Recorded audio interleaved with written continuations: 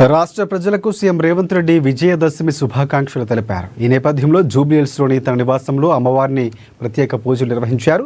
ఇక ఆయుధ పూజ కూడా నిర్వహించారు రేవంత్ రెడ్డి. చెడుపై మంచి విజయం సాధించిన రోజుగా అభివర్ణించారు ముఖ్యమంత్రి.